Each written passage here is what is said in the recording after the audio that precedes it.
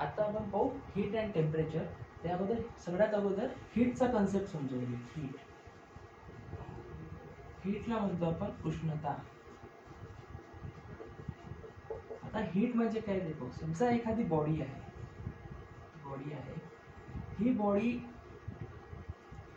गरम आहे की थंड आहे हे आपल्याला कधी माहित पडणार, जेव्हा आपण या बॉडीजवळ जाणार. बॉडीजवळ गेल्यावर जर आपल्याला माहित पडलं की बॉडी गरम आहे, हॉट आहे, हॉट बॉडी आहे, म्हणजे काय, त्यामध्ये उष्णता जास्त आहे, हीट जास्त आहे. हीट जास्त आहे म्हणजे ती बॉडी कशी राहणार, हॉट. आणि जर आपल्याला समजलं की ती बॉडी थंड आहे, थंड आहे म्हणजे काय, हीट कमी आहे. हीट कमी आहे म्हणजे आपल्याला काय माहित पडणार, ती बॉडी थंड आहे, कोल्ड बॉडी आहे. म्हणजे हीट म्हणजे काय सांगता येईल, हीट म्हणजे अशी फिजिकल क्वांटिटी आहे की ज्यामुळे तो पदार्थ किंवा ते वस्तू, ते सबस्टन्स हॉट म्हणजे गरम किंवा थंड आहे याची जाणीव होते. म्हणजे एखादा पदार्थ थंड आहे किंवा गरम आहे याची जाणीव करून देणाऱ्या भौतिक राशीला, फिजिकल क्वांटिटीला आपण म्हणतो हीट.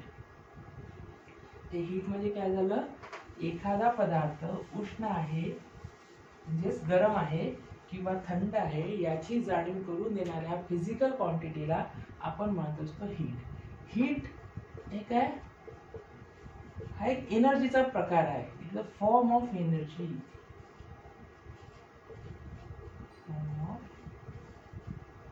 म्हणजे ऊर्जेचा प्रकार आहे.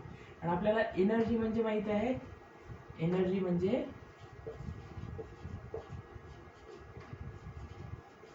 कॅपॅसिटी टू डू वर्क, म्हणजे कार्य करण्याची क्षमता.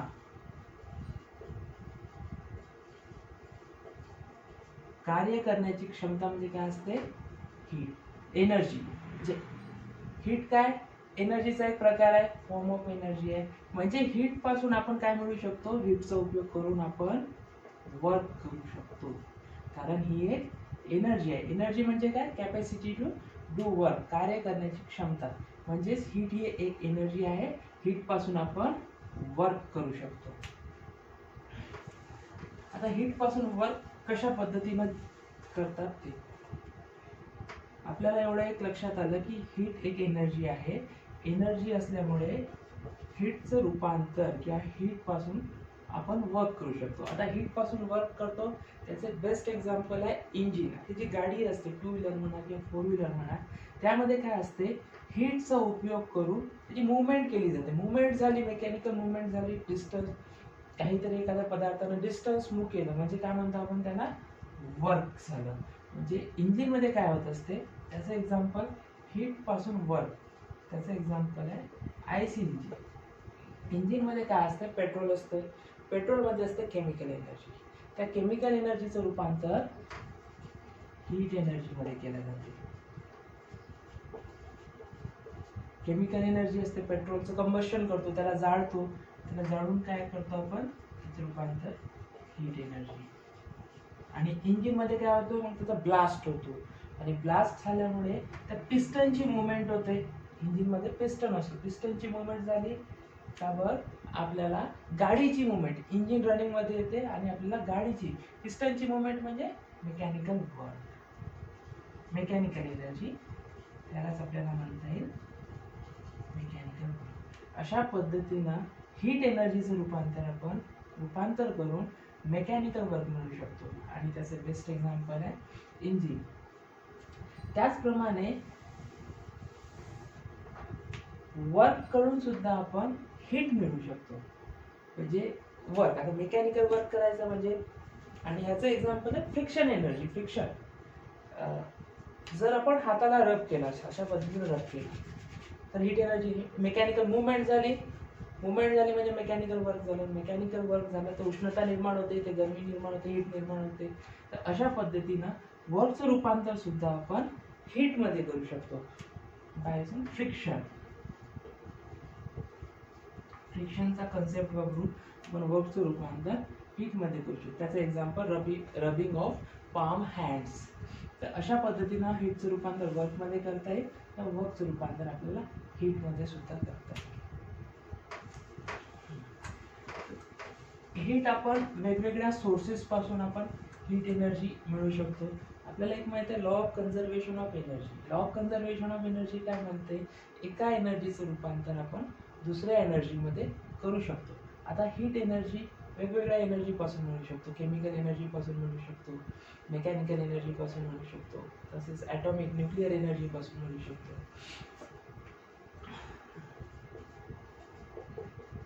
तर सोर्सेस ऑफ हीट एनर्जी, आपण केमिकल एनर्जी पासून हीट एनर्जी घेऊ शकतो. केमिकल एनर्जी पासून आपण हीट एनर्जी, त्याचं एक एक्झाम्पल बघितलं आपण, इंजिन, पेट्रोलमध्ये केमिकल एनर्जी असते, त्याचं कंबशन करून म्हणजे त्याचं ज्वलन करून आपण हीट एनर्जी मिळू शकतो. तसंच LPG गॅस, त्यामध्ये ब्युटेन आयसोब्युटेन असतो, त्याचं ज्वलन करून आपण हीट एनर्जी मिळवतो. त्यानंतर न्यूक्लिअर एनर्जीचं सुद्धा आपण उपयोग करून हीट एनर्जी मिळवू शकतो. याचं बेस्ट एक्झाम्पल आहे सन. सूर्य काय, सूर्यामध्ये न्यूक्लिअर एनर्जी असते, न्यूक्लिअर रिॲक्शन होत असतात आणि तिथून जे हीट निर्माण होते ती हीट आपल्याला पृथ्वीवर मिळते. किंवा ॲटम बॉम्ब सुद्धा म्हणू शकतो, तिथे सुद्धा न्यूक्लिअर रिॲक्शन होते, त्यामार्फत आपली म्हणजे ॲटम बॉम्बमध्ये हीट एनर्जी अशी लिबरेट होते. त्यानंतर इलेक्ट्रिकल एनर्जीचं रूपांतर सुद्धा हीट एनर्जीमध्ये करू शकतो. इलेक्ट्रिकल एनर्जीचं रूपांतर हीट एनर्जी म्हणजे जो वॉटर हीटर असतो तो इलेक्ट्रिकल एनर्जीचं रूपांतर हीट एनर्जीमध्ये करतो. ते आपण पाणी गरम करण्यासाठी ती प्रोसेस होते. इलेक्ट्रिकल एनर्जीचं रूपांतर सुद्धा हीट एनर्जीमध्ये होते. त्याचे एक्झाम्पल आहे वॉटर हीटर. अशा पद्धतीनं वेगवेगळ्या एनर्जीचा वापर करून आपण हीट एनर्जी, वेगवेगळ्या एनर्जीचं रूपांतर आपण हीट एनर्जीमध्ये करू शकतो. आता आपल्याला माहित आहे हीट हा एक एनर्जीचा फॉर्म आहे. तर एनर्जी कशात मोजतो आपण, एनर्जीचं युनिट, एनर्जीचं युनिट आहे जूल. एनर्जीचं युनिट जूल आहे, म्हणजे हीटचं युनिट सुद्धा काय असणार, unit of heat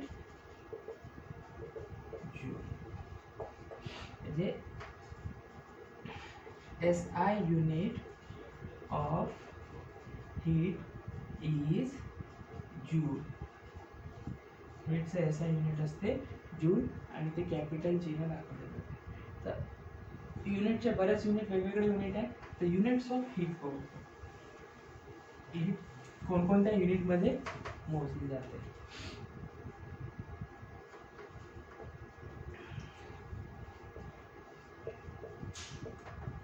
units of heat, सगळ्यात अगोदर कॅलरी. कॅलरीमध्ये हीट मोजली जाते. आणि कॅलरी म्हणजे काय असते, 1 ग्राम पाणी, 1 ग्राम पाण्याचे तापमान जर 1 डिग्री सेंटीग्रेडनं वाढवली, 1 ग्राम पाण्याचे तापमान 1 डिग्री सेंटीग्रेड हे तापमान, टेम्परेचर, 1 ग्राम पाण्याचे तापमान 1 डिग्री सेंटीग्रेडनं वाढवण्यासाठी लागणाऱ्या ऊर्जेला 1 कॅलरी ऊर्जा म्हणतात.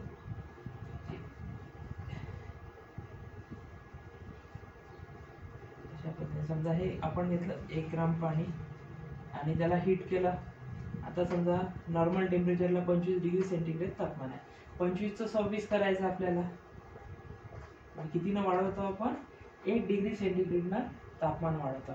1 ग्राम पाण्याचे तापमान 1 डिग्री सेंटीग्रेडनं वाढवण्यासाठी इथं आपण जे हीट दिली, 1 ग्राम पाण्याचं तापमान 1 डिग्री सेंटीग्रेडनं वाढवण्यासाठी लागणाऱ्या उष्णतेला किती उष्णता मिळणार आपल्याला, जर आपण 1 कॅलरी उष्णता लावली तर 1 ग्राम पाण्याचं तापमान 1 डिग्री सेंटीग्रेडनं वाढते. किंवा 1 ग्राम पाण्याचे तापमान 1 डिग्री सेंटीग्रेडनं वाढवण्यासाठी लागणाऱ्या उष्णतेला 1 कॅलरी उष्णता असं म्हटलं जातं. त्यानंतर सेकंड युनिट BTHU. BTHU त्याला म्हणतो आपण British thermal unit. British thermal unit मध्ये काय असते, सेम आपला कन्सेप्ट, वॉटर आणि टेम्परेचर. एक पाऊंड पाण्याचे तापमान 1 डिग्री फॅरेनहाइट. 1 पाऊंड पाण्याचे तापमान 1 डिग्री फॅरेनहाइटने वाढवण्यासाठी लागणाऱ्या उष्णतेला आपण म्हणतो एक ब्रिटिश थर्मल युनिट उष्णता. 1 पाऊंड पाण्याचे तापमान 1 डिग्री फॅरेनहाइटने वाढवण्यासाठी लागणाऱ्या उष्णतेला एक ब्रिटिश थर्मल युनिट उष्णता म्हणतात. त्यानंतर centigrade heat unit CHU.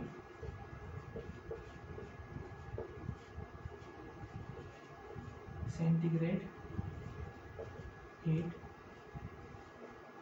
Unit. पाणी आणि तापमान.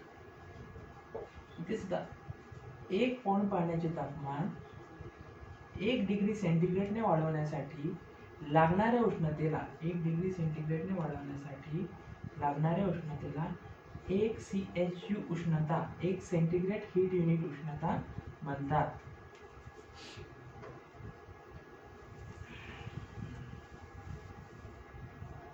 म्हणजे आपण कॅलरी म्हणजे 1 कॅलरी म्हणजे काय बघितलं होतं, 1 वॉटर आणि टेम्परेचर.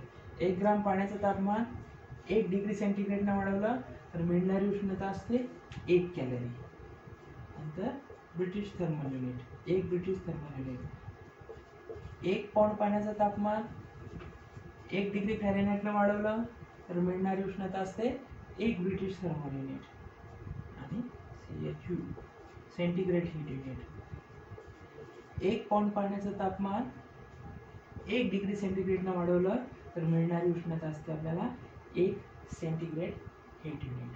अशा पद्धतीनं कॅलरी, ब्रिटिश थर्मल युनिट आणि सेंटीग्रेड हीट युनिट हे सुद्धा हीटचे युनिट्स आहेत. तर यामधले रिलेशन पाहू, कॅलरी आणि जूलचं रिलेशन पाहू. एका कॅलरीमध्ये 4.2 जूल्स असतात. नंतर ब्रिटिश थर्मल युनिट आणि कॅलरीचं रिलेशन, एका ब्रिटिश थर्मल युनिटमध्ये जवळपास 252 कॅलरीज असतात. आता जर किलो कॅलरी म्हणायचं असेल, किलो कॅलरी म्हणजे कॅलरीला 1000 ने भागलं तर आपल्याला किलो कॅलरी मिळणार. म्हणजे एका ब्रिटिश थर्मल युनिटमध्ये 252 भागिले 1000 किलो कॅलरीज म्हणजे 0.252 किलो कॅलरीज असतात. नंतर सेंटीग्रेड हीट युनिट, एका सेंटीग्रेड हीट युनिटमध्ये 453.6 कॅलरीज असतात. एका कॅलरी 4.2 जूल. एका ब्रिटिश थर्मल युनिटमध्ये 252 कॅलरी आणि एका ब्रिटिश थर्मल युनिटमध्ये किलो कॅलरी म्हटलं तर भागिले 1000 calorie 0.252 calorie, 0.252 calorie kilo calorie. आणि एका सेंटीग्रेड हीट युनिट म्हणजे 453.6 कॅलरीज. हे झाले units of heat.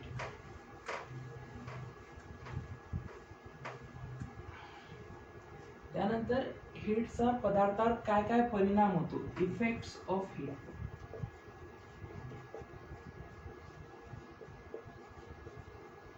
Effects of heat. आता एखादा पदार्थ आहे,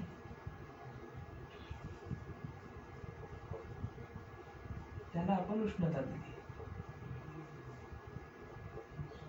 त्याला हीट करतो. तो हीट केल्यामुळे काय होतो, तो एक्सपांड होतो, त्याचं प्रसरण होते, त्याचा आकार वाढतो, त्याची व्हॉल्यूम वाढते, म्हणजे चेंज इन डायमेन्शन. पदार्थाला हीट केल्यामुळे काय होतं, त्याचा आकार वाढतो, आकारमान वाढतो. हीटचा इफेक्ट काय, चेंज इन डायमेन्शन. तर डायमेन्शन म्हटलं तर त्याच्यात लांबी, रुंदी, एरिया, व्हॉल्यूम सगळं आलं. त्याची लांबी वाढते, त्याचा एरिया वाढतो, त्याची व्हॉल्यूम वाढते. सेकंड, याचं समजा काही टेम्परेचर असेल तर हीट दिल्यामुळे त्याचं टेम्परेचर वाढणार, म्हणजे चेंज इन टेम्परेचर.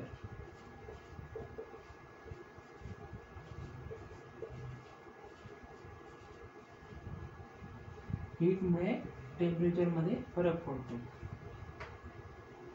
त्यानंतर जर सॉलिड असेल, अति जास्त प्रमाणात हीट दिली, तो वितळायला सुरुवात होतो. सॉलिडचं लिक्विडमध्ये, लिक्विडला हीट दिली तर लिक्विडचं रूपांतर होते गॅसमध्ये.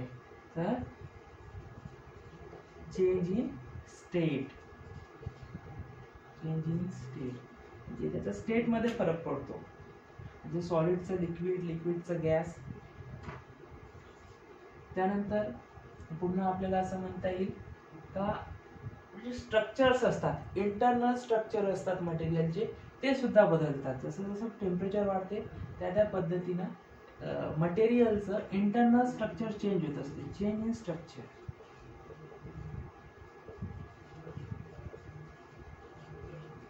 आणि त्याच्या ज्या प्रॉपर्टीज आहे, फिजिकल प्रॉपर्टी, स्ट्रक्चर म्हणजे कोणती, त्याला फिजिकल प्रॉपर्टी म्हणतात. त्याची फिजिकल प्रॉपर्टी चेंज होते मटेरियलची. Change in property, change in physical property. Physical property म्हणजे स्ट्रक्चर. समजा पहिले क्लोज स्ट्रक्चर असेल, म्हणजे खूप पार्टिकल जवळ असतील, त्याला गरम केल्यामुळे काय होणार, पार्टिकल दूर जाणार. म्हणजे इंटरनल स्ट्रक्चर चेंज झालं, अजून गरम केला तर अजून दूर जाणार. म्हणजे त्या पदार्थाचं इंटरनल स्ट्रक्चर ही फिजिकल प्रॉपर्टी आहे. स्ट्रक्चर ही फिजिकल प्रॉपर्टी आहे, म्हणजे या पदार्थाच्या फिजिकल प्रॉपर्टीमध्ये चेंज होतात. नंतर मेकॅनिकल प्रॉपर्टी म्हणजे हार्डनेस. जर पदार्थाचं तापमान वाढवलं आपण तर त्याचा हार्डनेस कमी होत असतो. जर टेम्परेचर वाढवलं आपण किंवा हीट वाढवली, टेम्परेचर म्हणण्यापेक्षा त्याला हीट केलं, एखाद्या पदार्थाला हीट केलं, म्हणजे हीट केल्यामुळे काय होत असते, त्या पदार्थाचा जो हार्डनेस आहे तो कमी होत असतो. याला म्हणतो आपण मेकॅनिकल प्रॉपर्टी. हार्डनेस ही मेकॅनिकल प्रॉपर्टी आहे, ते चेंज होतात. हीटमुळे मेकॅनिकल प्रॉपर्टी चेंज होतात.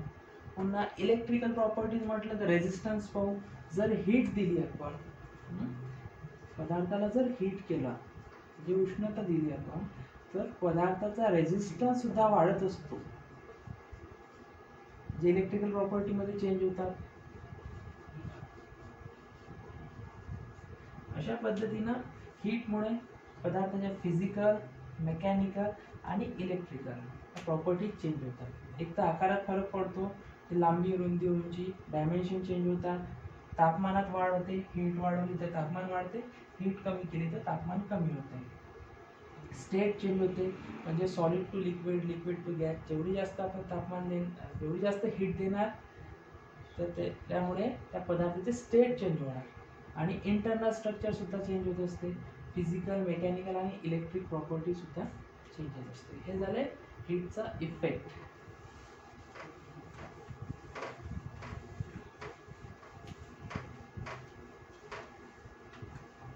त्यानंतर हीट मोजण्यासाठी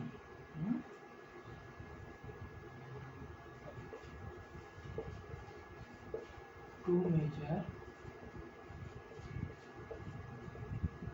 अमाऊंट ऑफ हीट, एक उपकरण वापरले जाते, त्याला म्हणतो आपण calorimeter. To measure amount of heat काय वापरतो आपण, कॅलोरीमीटर. उष्णता मोजण्यासाठी कॅलोरीमीटर या उपकरणाचा उपयोग केला जातो. त्यानंतर पाहू आता कन्सेप्ट ऑफ टेम्परेचर.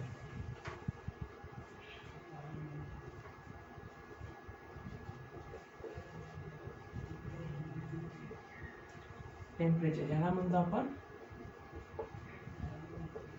तापमान.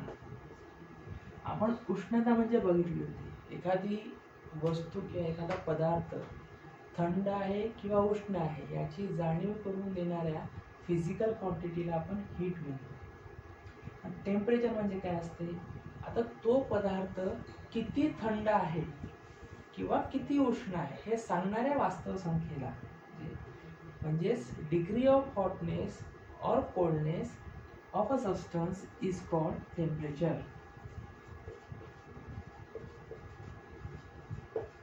The degree of hotness or coldness of a substance is called temperature. Temperature काय दाखवतो, अशी संख्या दाखवतो, त्याच्यामुळे आपल्याला माहित पडते की पदार्थ किती थंड आहे किंवा किती गरम आहे याची माहिती आपल्याला टेम्परेचर पासून मिळत असते. आणि टेम्परेचर कशात मोजत असतो आपण, degree centigrade, degree Fahrenheit, degree kelvin, degree Roman, असे डिग्री केल्विन हे वेगवेगळे प्रकारचे टेम्परेचरचे युनिट्स आहे. सगळ्यात अगोदर आता टेम्परेचरचे युनिट पाहू. आणि टेम्परेचर मोजण्यासाठी आपण थर्मामीटर वापरत असतो.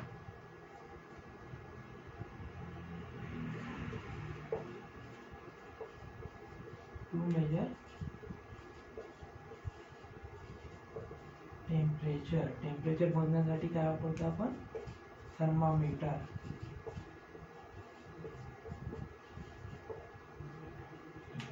आणि याचं युनिट असते, टेम्परेचर मोजायचं युनिट असते एसआय युनिट. टेम्परेचर मोजायचं एसआय युनिट आहे केल्विन, कॅपिटल केने दाखवतात. आणि डिग्री केल्विन असते ते. आणि वेगवेगळे युनिट आहे, बाकी युनिट आहे units of temperature.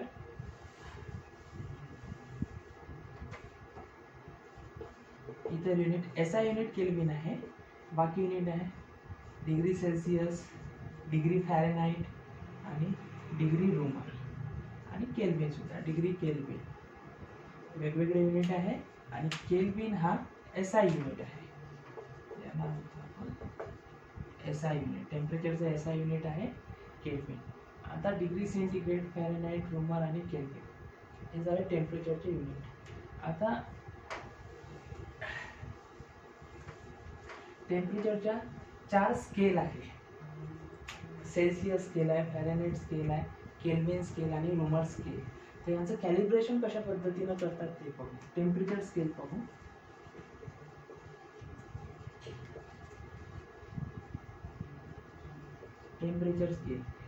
Temperature स्केलचं calibration आहे पाण्याचा फ्रीजिंग पॉईंट जो असतो तो आणि बॉइलिंग पॉईंट यांच्या हा रेफरन्स, हे 2 रेफरन्स पॉईंट घेऊन टेम्परेचर स्केलचं कॅलिब्रेशन केलेलं असते. तर रेफरन्स पॉईंट काय असते कॅलिब्रेशनसाठी,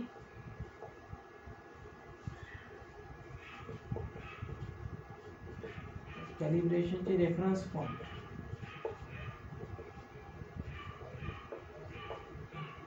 पॉईंट असतात, 2 पॉईंट असतात, एक अप्पर पॉईंट आणि एक लोअर पॉईंट. लोअर पॉईंट काय घेत असतो आपण, फ्रीजिंग पॉईंट ऑफ वॉटर.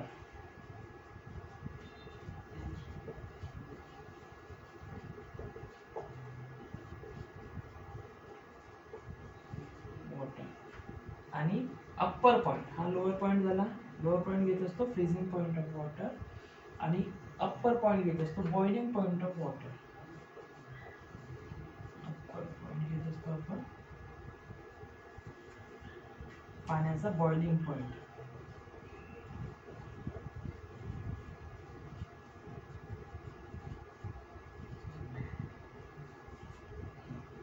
कशा पद्धतीने ह्या स्केल कॅलिब्रेट केल्या जातात ते पाहू. आपल्याजवळ 4 स्केल आहे. सेल्सिअस स्केल,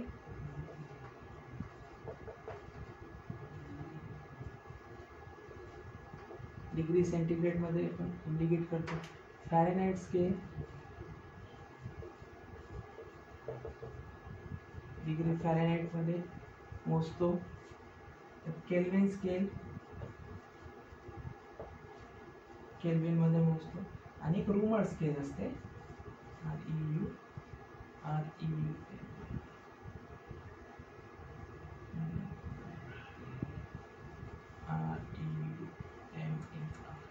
एक रूमर स्केल डिग्री रूमरमध्ये ती मोजली जाते. आता सेल्सिअस स्केलमध्ये काय असते समजा, हा थर्मामीटर आहे, 2 पॉईंट हा लोअर पॉईंट आणि हा अप्पर पॉईंट, आणि इथे मर्क्युरी असते आतमध्ये, mercury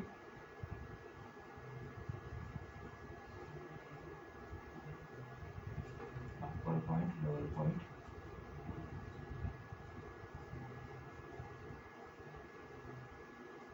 upper point lower point,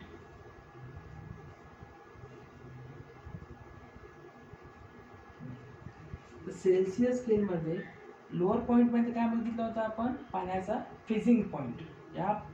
ज्या टेम्परेचरवर पाण्याचं रूपांतर बर्फात होते त्या टेम्परेचरला म्हणतो आपण फ्रीझिंग पॉईंट. आणि ज्या टेम्परेचरवर पाण्याचं रूपांतर वाफेत होते म्हणजे स्टीममध्ये होते त्या टेम्परेचरला म्हणतो आपण पाण्याचं बॉइलिंग पॉईंट.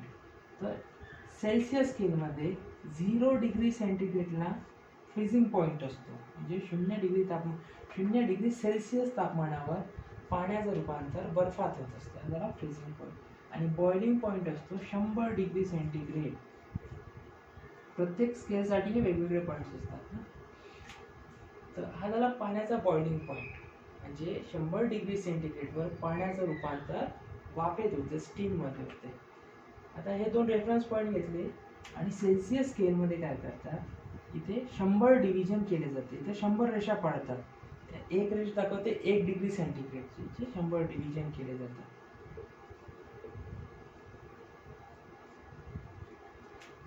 लोवेस्ट पॉईंट असतो 0 डिग्री सेंटीग्रेड, अप्पर पॉईंट असतो, हायेस्ट पॉईंट असतो 100 डिग्री सेंटीग्रेड सेल्सिअस स्केलमध्ये. त्यानंतर फॅरेनहाइट स्केल. फॅरेनहाइट स्केलचं कॅलिब्रेशन कसं केलं जाते, आता फॅरेनहाइट स्केलमध्ये जो फ्रीझिंग पॉईंट आहे पाण्याचा तो 32 डिग्री फॅरेनहाइट असतो, आणि बॉइलिंग पॉईंट असतो 212 डिग्री फॅरेनहाइट. आणि या स्केलमध्ये 32 डिग्री फॅरेनहाइट ते 212 डिग्री फॅरेनहाइटचे 180 डिव्हिजन करतात, 180 भाग करतात, म्हणजे याच्यावर 180 रेषा असतात. तसंच केल्विन स्केलमध्ये फ्रीझिंग पॉईंट असतो 273 केल्विन, आणि बॉइलिंग पॉईंट असतो 373 केल्विन. इथे सुद्धा 100 डिव्हिजन केले जाते. रूमर स्केलमध्ये 0 डिग्री रूमर फ्रीझिंग पॉईंट, आणि बॉइलिंग पॉईंट असतो 80 डिग्री रूमर, आणि याचे 80 डिव्हिजन 80 भाग केलेले जातात. अशा पद्धतीने या 4 स्केलचं कॅलिब्रेशन केले जाते. तर या कॅलिब्रेशनवरून आपण त्यांचं रिलेशन फाइंड आउट करू शकतो. सेल्सिअस, फॅरेनहाइट, केल्विन आणि रूमर. काय करायचं, सेल्सिअस स्केलचा C मायनस लोअर पॉईंट किती आहे 0 भागीला टोटल नंबर ऑफ डिव्हिजन किती 100 बरोबर. फॅरेनहाइट स्केलचा Fahrenheit F minus lower point किती आहे इथं 32 डिग्री फॅरेनहाइट म्हणजे 32 भागीला टोटल नंबर ऑफ डिव्हिजन 180. त्यानंतर kelvin scale K minus lower point 273 भागीला टोटल नंबर ऑफ डिव्हिजन 100. आणि शेवटचं rumour scale R lower point minus 0, upper point 80, division आहे 80, टोटल नंबर ऑफ डिव्हिजन 80.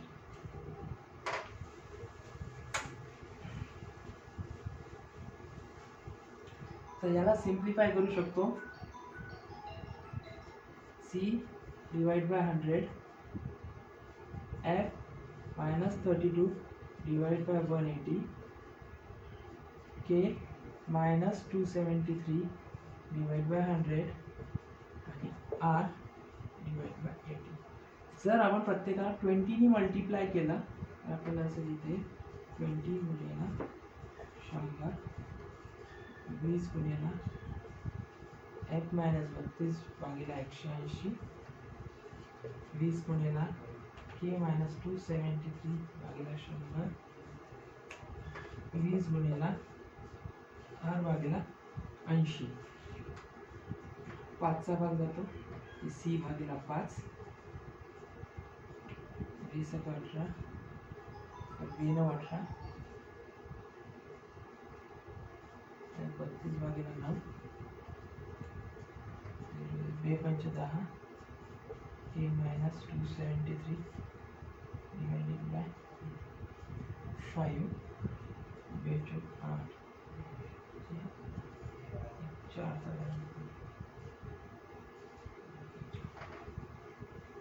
हे झालं आपलं standard relation Celsius scale Fahrenheit scale kelvin scale आणि rumour scale यामधलं relation. आता या रिलेशनचा वापर करून आपण सेल्सियसचं फॅरेनहाइटमध्ये किंवा केल्विनमध्ये किंवा रूमरमध्ये कन्व्हर्शन करू शकतो. आता सेल्सियस आणि फॅरेनहाइटचं रिलेशन C आणि F या दोघांमधलं रिलेशन करू फक्त. ज्या दोघांचं रिलेशन किंवा दोघांमध्ये कन्व्हर्शन करायचं असेल म्हणजे सेल्सियस सेंटीग्रेडचं फॅरेनहाइटमध्ये किंवा फॅरेनहाइटचं सेल्सियसमध्ये कन्व्हर्शन करायचं असेल तर त्या दोनच टर्म घ्यायच्या C ची आणि F ची. C भागिला 5 F minus 32 divide by 9. आता जर मला सेल्सियसचं टेम्परेचर सेल्सियसमध्ये टेम्परेचर काढायचं असेल तर 5 ला इकडे शिफ्ट करा याला लिहिता येईल 5 गुणिला F मायनस 32 डिवाइड बाय 9 म्हणजे 5 भागिला 9 गुणिला F मायनस 32 म्हणजेच आपल्याला C बरोबर 5 भागिला 9 इन ब्रॅकेट F मायनस 32 या फॉर्म्युल्यानं सेंटीग्रेडमध्ये टेम्परेचर कॅल्क्युलेट करता येईल. जर F काढायचा असेल फॅरेनहाइटमध्ये जर काढायचं असेल तर रिलेशन सेम तेच यूज करायचं आहे F minus 32 divide by 9. F calculate करायचा आहे म्हणजे पहिले 9 ला इकडे शिफ्ट करा 9C divide by 5 F minus 32 ला इकडे शिफ्ट करा मायनस असेल तिकडे आल्यावर प्लस होणार प्लस 32 F म्हणजेच F equal to 9C divided by 5 plus 32.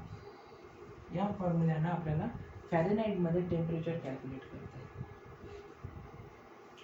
नंतर सेल्सियस आणि केल्विन मधलं रिलेशन आहे.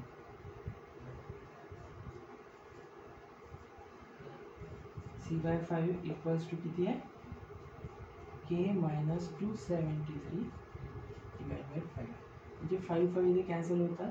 C equal to K minus 273.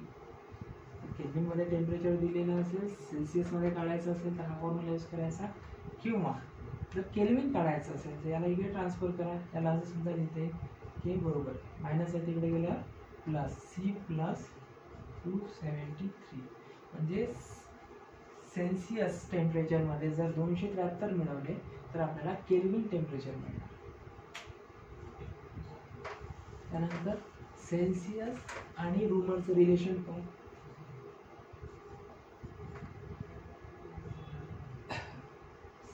C/5 equals to R/4 म्हणजे C बरोबर 5R/4 अशा पद्धतीने लिहिता येईल किंवा जर R काढायचं असेल तर R बरोबर 4 ला इकडे शिफ्ट करा खालती आधी इकडे वरती जाते 4C डिवाइडेड बाय 5. अशा पद्धतीनं जर रूमर टेम्परेचर दिलं असेल तर सेल्सियसमध्ये कॅल्क्युलेट करता येते सेल्सियसमध्ये दिलं असेल तर आपल्याला रूमरमध्ये कॅल्क्युलेट करता येते. अशा पद्धतीनं आपण सेल्सियस फॅरेनहाइट केल्विन आणि रूमर स्केल यूज करून वेगवेगळ्या युनिट्समध्ये आपण टेम्परेचर कॅल्क्युलेट करू शकतो.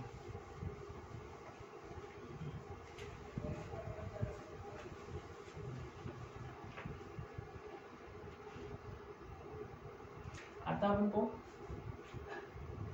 हीट सुद्धा बघितलं, टेम्परेचर सुद्धा बघितलं. हीट आणि टेम्परेचर मध्ये बेसिक डिफरन्स पाहू. हीट आणि टेम्परेचर यांच्यामधला आपला डिफरन्स पाहायचा. डिफरन्स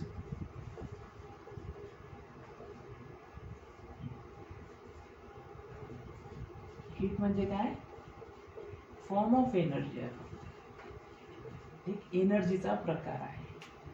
टेम्परेचर म्हणजे काय बघितलं होतं आपण, डिग्री ऑफ हॉटनेस और कोल्डनेस, म्हणजे एखादा पदार्थ किती थंड आहे किंवा किती गरम आहे हे आपल्याला टेम्परेचर म्हणून माहित पडते. Degree of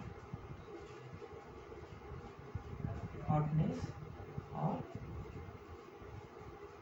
coldness.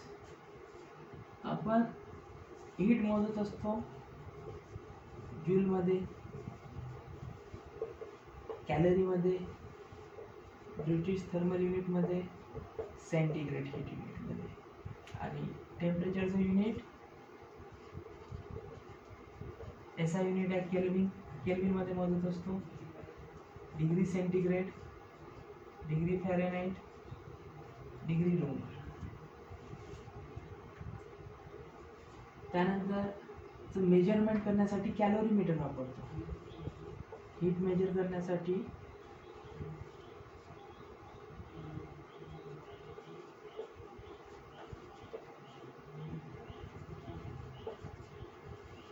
कॅलोरीमीटर वापरले जाते. आणि टेम्परेचर मेजर करण्यासाठी थर्मोमीटर वापरले.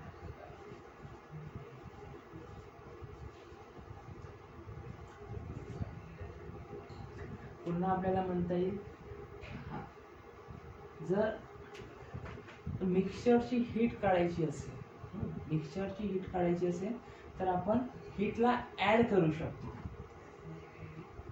नेक्स्ट पॉइंट हो,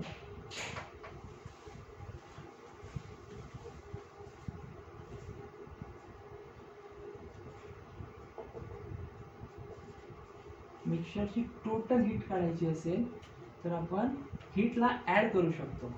हीटला डायरेक्ट ऍड करू शकतो.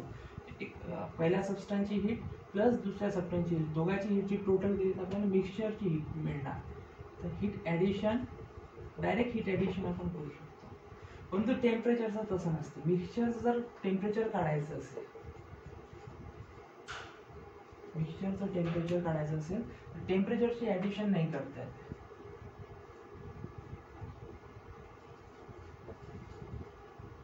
cannot do temperature addition. म्हणजे मिक्सचरचं जर आपल्याला टेम्परेचर काढायचं असेल तर डायरेक्ट त्यांच्या टेम्परेचरची ॲडिशन करून आपण टेम्परेचर काढू शकत नाही. तर हे झालं बेसिक डिफरन्स हीट आणि टेम्परेचर मधलं.